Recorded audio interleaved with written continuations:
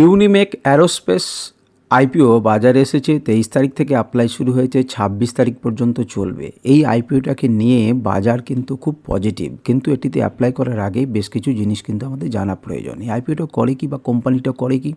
কোম্পানিটা হচ্ছে engineering solution provider, অর্থাৎ এটি অ্যারোস্পেস, ডিফেন্স, এনার্জি, সেমিকন্ডাক্টর এই সমস্ত ইন্ডাস্ট্রিতে যে সমস্ত এসেনশিয়াল কম্পোনেন্টগুলো লাগে সেগুলোকে এরা তৈরি করে এবং সাপ্লাই করে।